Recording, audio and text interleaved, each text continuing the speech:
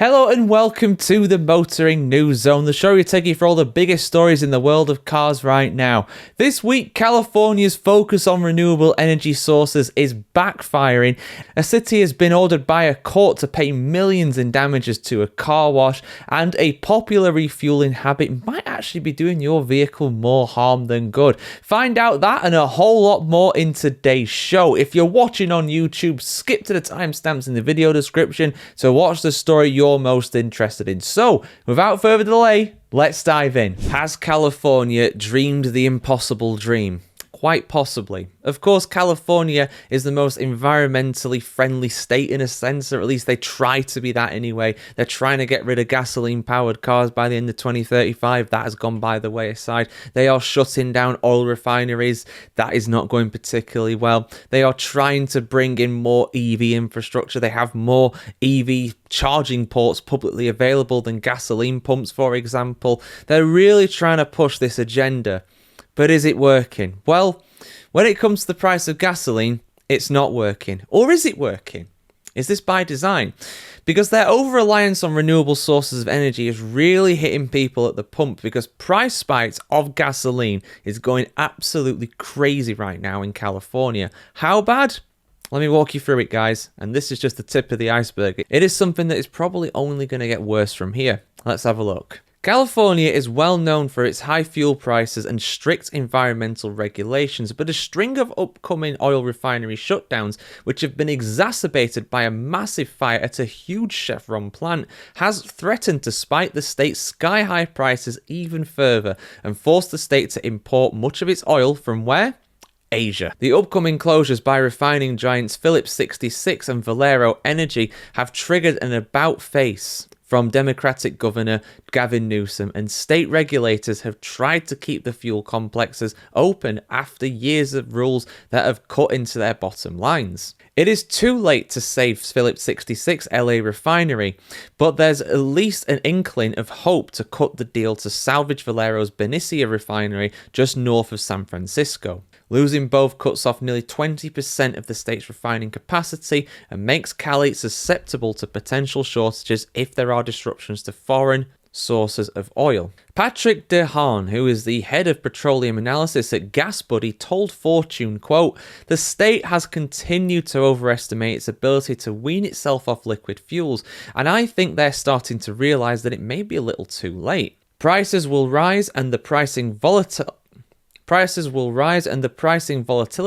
are going to be even more extreme." End quote. California is now home to nearly 40 million people, over a tenth of the population of the United States, and all of them are facing the impacts of the imminent closure of Phillips 66's LA refinery, which is currently processing its final shipments of crude oil in October before closing at the end of this year. Benicia, meanwhile, is meant to shut in April 26. While California is a leader in renewable power and electric vehicle adoption, it still relies a lot on gasoline, diesel, and jet fuel.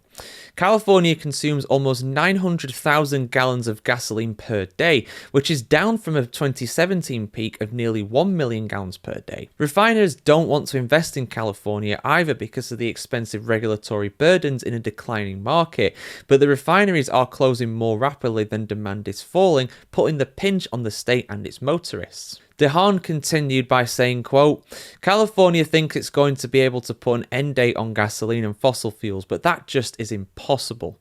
Essentially, what they did was signal to the industry that they're not open for business when it comes to refining." End quote. And of course, on top of that too, you've got all the jobs that are going to be lost because of it. People are really going to suffer because of that. And this is all during a cost of living crisis. You know, your gasoline being $1 more expensive per gallon really adds up, especially for people that are really struggling in what is probably the most expensive state to live in general in the United States. New York City is probably the most expensive place to live. And if you're talking about an entire state, I think California does take the lead when it comes to the cost of living. Although, correct me if I'm wrong in the comments comments on that, guys. Either way, California is not cheap. That is not up for debate. But get your thoughts in the comments below. Is this California leaving itself unnecessarily vulnerable to attack effectively when it comes to its oil prices? Should the government over there care? Should the Democrats care? I want to hear what you have to say in the comments below. When I first read the headline for this story, I thought it was referring to Columbia, the country, but no, it's Columbia, South Carolina. The city has been ordered to pay nearly $6 million to a former car wash, and now the city themselves are actually asking the judge, can you please reconsider this? That is a lot of money. But why have they been ordered to do this, and what will the impact be on the citizens of this city? Let's have a look here on the channel as always. So a request from the city of Columbia asking a judge to reconsider a verdict demanding it to pay nearly $6 million to an area car wash owner has been denied. In July, Judge Robert Hood ruled that the city must pay the owners of 5 Points Constant Car Wash $4.2 million plus interest because the city demolished a section of a wall that the car wash owner claimed was there to prevent severe flooding. Factoring in daily interest, the city now owes nearly $6 million as a result. After the July ruling, the city asked the judge to reconsider, writing in a court filing that the $4.2 million judgment here represents a massive expenditure of taxpayer funds with a direct impact on the city's budget and its ability to provide essential public services. The city is self-insured and is responsible for paying the verdict itself, but it did not budge for the more than $5 million ruling. A spokesperson added, quote, "Even if we had insurance, this type of action would not be covered." End quote. The payout would come from the city's stormwater system fund, meaning potential delays and reprioritization of infrastructure projects the city has been working towards in recent years, according to the city's statement. Mayor Daniel Rickerman said the following in an official statement: "We plan to appeal this judgment as this is yet another egregious example of the critical need for judicial reform in our state." End quote. For reference, Constant Car Wash owner O. Stanley Chip Smith said in court documents that he was forced to close the 75-year-old business after the city's 2021 demolition of a wall built by Smith to stop the property from flooding during a heavy storm, and the car wash closed the following year in 2022. Smith said that the city's actions caused $4.27 million in damage to him and the business he inherited from his father. The city argued that the business operated for years without the wall and that after the wall was demolished, the car wash stayed in business for a year. A judge agreed with Smith and awarded him the multi-million-dollar judgment. Smith's attorneys are also asking the city to pay more than $500,000 in legal costs as well. After the July ruling, the city filed a motion asking for the judge to lower the award to just $7,000, which would cover the cost of the removed wall. And the judge denied the city's request. But the city does have a chance to appeal again, although any time added on there will of course rack up the interest even more, if they are unsuccessful with this appeal, that is. So yeah, there you go. I mean, ideally, to be honest, when it comes to the consequences of this, I must say the true fair way to do it would not be for the taxpayers to pay it via the city, of course. It would actually be for the people who made that decision to destroy that wall. That would be true justice. That won't happen, of course. That's not how these things happen. And inevitably, all that money will, of course, end up coming from the taxpayers in the city. Now, that doesn't necessarily make it right. But at the end of the day, the owners of that car wash were due money, and it sounds like they're going to get it. If it does come from the taxpayer, then that's just the way things are, really. But we can debate about those sort of things another time. So yeah, interesting story, guys. Sounds like a beloved figure in the community, really. You know, I think he bought a zoo as well, the story was saying. So yeah, really interesting guy. And yeah, I hope he gets what he's deserved at the end of the day. And I hope the taxpayers are not negatively impacted by that. But like I said, inevitably, they most likely will be. Aluminium, or as the Americans call it, aluminum. That is in trouble right now in the United States because a fire in New York State has wiped out 40% of the aluminium that is due for US auto production. And a lot of this was going to go towards Ford F-150 pickup trucks, the most popular car in the United States for the last 40, 50 years, or however long it's been now. So production of that has been frozen for months as a result of this. This could really have a massive knock-on effect, but let's have a look at the full story here, guys, as always. So America's auto industry is facing one of the worst aluminium shortages in decades after a massive fire destroyed a significant part of the Novelis plant in Oswego, New York. This single factory was producing nearly half of all automotive aluminium used in the United States. The fire instantly created panic across the industry. Ford, which is the biggest customer for this plant, has been particularly heavily impacted by this. And as a result, the shortage is set to last well into 2026 as a result too. Now, when it comes to aluminium, of course, they are not going to be able to get any from another country very cheaply in the meantime either, because tariffs on imported aluminium, of course, are directly affecting the price of foreign-made aluminium in the United States. So either way, they're going to take a big L on this one. The financial impact is absolutely massive as well. Ford could face an $800 million hit due to the shortage, which would be one of the most significant supplier disruptions the automotive industry has ever seen. And of course, the timing's pretty terrible as well. As we're getting towards Thanksgiving, we're getting towards Christmas. This is one of the busiest times for the automotive sector in the United States. As a result of this, the stock for Ford dropped by 7% in a single day, erasing billions in company value. If you know anything about the stock market, uncertainty goes up, stock goes down. Simple as that. And this is definitely making things a lot less certain when it comes to Ford. One analyst estimates that a 20% drop in F-150 production could result in 46,000 fewer trucks, and each is worth around $17,000 in profit to Ford. Do the maths, that's a lot of money. How much? $782 million in profit loss. Not revenue, profit. And yes, I did do the maths on that just now. And some may argue that Ford are very much getting their comeuppance for this, because back in the day, Ford actually used to make their...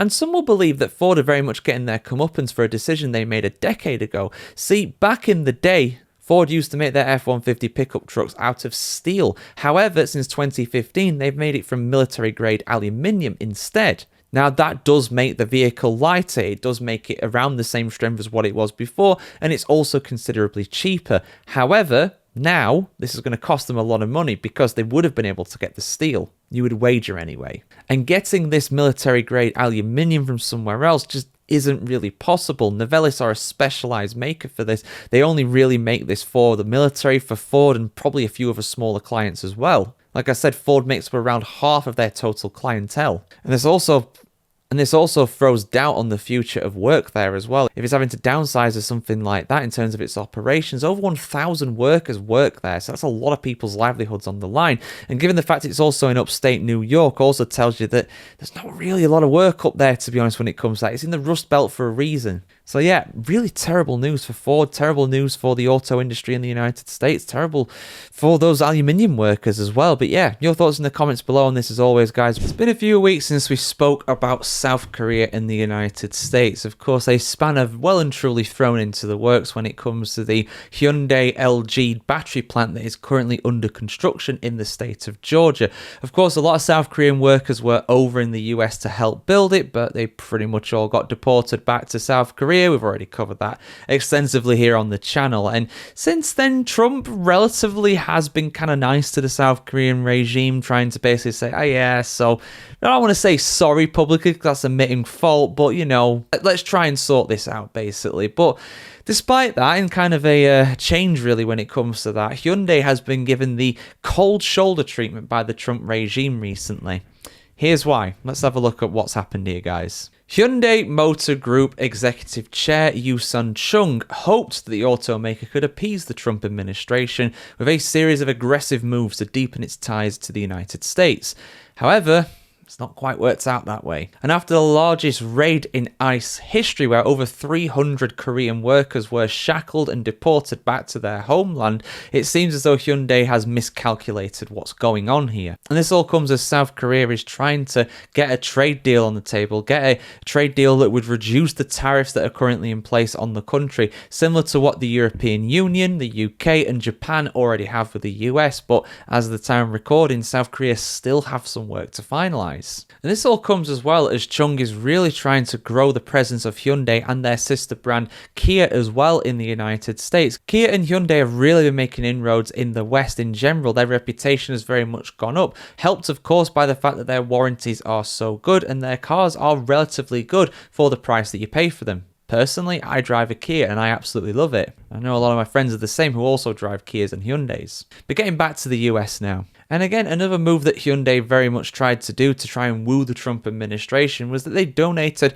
$1 million to the inauguration of the president for the start of his second term. And weeks later, Hyundai hosted Donald Trump Jr. and his daughter, Torrey Pines, at the Pro-Am event at the PGA tournament named after the automaker's luxury sedan. And of course, on a massive scale as well, Hyundai are really investing in the US. They have pledged $21 billion into the US in terms of facilities and factories like the Savannah, Georgia one. But despite all that, when the tariffs came in, Hyundai was not spared. No one was really, to be honest with you, when it came to foreign automakers. But despite that, Hyundai have still been on the charm offensive. They are planning to move production of a popular SUV from Mexico to Alabama in the US. And has also pledged to source more of the components for these cars, more of the parts for them within the United States rather than importing them from other nations. But despite all of that, all the turmoil, Chung is still committed to growing the brand in America. But the question has to be asked, what is going to happen next? Is there going to be another setback along the way? Is there going to be another bump in the road?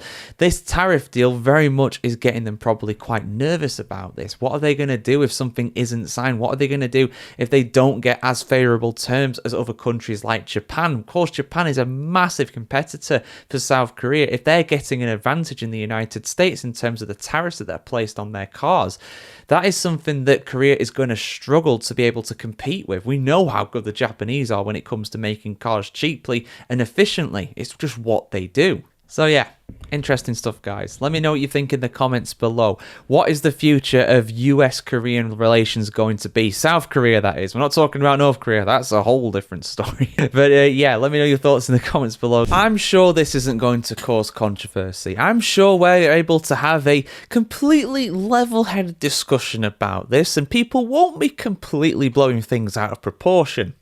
Because down in Florida, down in the Sunshine State, they've removed a rainbow crosswalk on Miami Beach after the city has lost an appeal. So let's have a look at this one, guys. Like I said, I'm sure this is not going to blow things out of proportion at all. A rainbow-coloured crosswalk meant to celebrate the history and contributions of the LGBT community in Miami Beach has been removed from the city's iconic Ocean Drive entertainment district about 2 months after Florida officials ordered the removal of all street art throughout the state. Workers with the Florida Department of Transportation began tearing up the colourful pavers on Sunday afternoon, just 2 days after Miami Beach officials learned that they had lost their appeal against the state order. So essentially, Miami Beach, they put this rainbow crosswalk in there. The state said no, there was a court case about it, and Miami lost that. Miami Beach, that is, lost. And by Monday, the intersection was paved once again in asphalt. Miami Beach Commissioner Alex Fernandez said City Public Works employees collected all of the removed paving stones so that they could be repurposed in the future. Fernandez said the following, quote, "This represented decades of people who endured housing discrimination, expulsion from the military, workplace discrimination, the stigma of HIV and AIDS, the fight for marriage equality, all the hard-won battles that took the LGBTQ community from being marginalized to now being a visible, celebrated part of the community." End quote. The Miami Beach Crosswalk, which is a place to see for multiple tourist guides, was designed by the Savino and Miller Design Studio and installed in 2018. It featured the multicolored terrazzo pavers arranged in an Art Deco pattern, a style with nearly a century of history in the city. Fernandez said that the crosswalk was designed following federal guidelines and noted that it's one of the safest intersections in the area, with half as many crashes as the closest intersection to the south since 2018. The Department of Transportation under Republican Governor Ron DeSantis had ordered communities to remove the crosswalks and other street art by early last month and threatened to withhold state transportation funding for non-compliance. Critics say that it's the latest attack on the LGBT community by the DeSantis administration and Republican-controlled legislature in Florida, including restrictions on gender-affirming care and Florida's measure commonly referred to as Don't Say Gay, which bans classroom instruction about sexual orientation and gender identity in public schools. Don't worry, we're not getting into that here on this video. This is a motoring chronicle. This is not the sexuality chronicle here. DeSantis had that'd be an interesting website or channel. Don't worry, we're not going to make that. Certainly not with me presenting. DeSantis had previously explained his administration's rationale, saying, quote, "I think it's much better that we use crosswalks and streets for their intended purpose," end quote. Not all the street murals tapped for removal pay tribute to historically marginalized group. A Back the Blue mural outside Tampa police headquarters was also painted over. Be quite bad if the police didn't follow the rules of that, but hey, that's another discussion for another day. Among the crossings to go was a rainbow one, honouring the victims of the 2016 massacre outside the Pulse nightclub in Orlando, where 49 people were killed. Work crews painted over it in the middle of the night in August, angering community members who restored its rainbow colours, only to see a state transportation department crew repaint it black and white once more. So, yeah, I mean, there's some people claiming that the rainbow crosswalks aren't safe. I don't know about that. I mean, going off the stats that's provided in the story that we've obviously gone with here with this, it doesn't seem to be the case. And just from an optics point of view, I would say something being rainbow coloured would probably stand out more, although you may interpret it as something other than a crosswalk because you just think of crosswalks as being black and white at the end of the day. So I understand the for and against when it comes to that. I mean, look, you know, freedom of expression at the end of the day, I thought that was a thing over in America, but clearly that's not with this legislation anyway. So I'll leave it at that. I'm sure there's plenty of debates we'll have in the comments on that one. But yeah, I want to hear what you guys have to say about this. Is that the right move? Is this anti-LGBT discrimination? Is this something else? I want to hear your thoughts on it as always in the comments. Like I said, I'm sure you got plenty of thoughts on this one. A common habit that you may be doing while you're refueling your car might actually be causing a lot of damage to it. Now, for some people, this is something that most of us would never ever even consider doing. But a lot of people actually do this, and it kind of surprises me, to be honest. It's something that might seem a little benign, a little non-threatening, but basically people are overfilling their vehicles. See, when you're refueling your car, something that's absolutely universal nowadays is that the actual fuel pump will click. It will stop filling your car when it is perceived to be full. That is something that's universal. Now, most people at this point decide, oh, well, it's full now, and they put the pump back into the holster, they put the cap back on and close it up, and then they go to pay. But some people don't do this. Some people actually overfill their fuel tanks, which I found absolutely incredible. And in fact, this can lead to some pretty severe problems. Look what happened to Corvette recently. The owners of some of their new C8 models actually experienced a really severe flaw when it came to that. If you overfilled, it actually burst into flames on some occasions, which, yeah, that's the last thing you want to happen, really. It's very fair to say that. But yeah, a lot of people overfill their tanks. But why is this potentially damaging your car? Well, I'll explain why for you guys today. So MacArthur Industries put a video on TikTok recently. I know everybody's favourite social media platform, TikTok, but this is actually quite a good example of it. He explained it really well. He said, quote, "What happens is that every time you click it, in this case the fuel pump, the fuel is going down the return line, which is your evaporation emission. And it causes the engine light to come on because you've got too much fuel where there shouldn't be fuel. Once it clicks, stop it." I can't believe people do this. I really can't.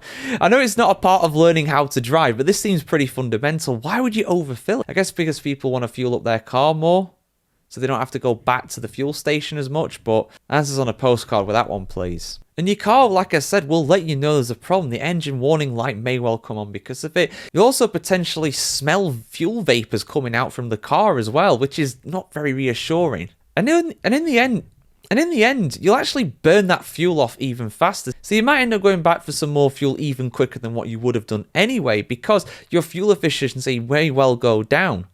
When you idle, the car might sound like it's got some sort of engine knock or something like that. That's because you've got too much fuel in the thing.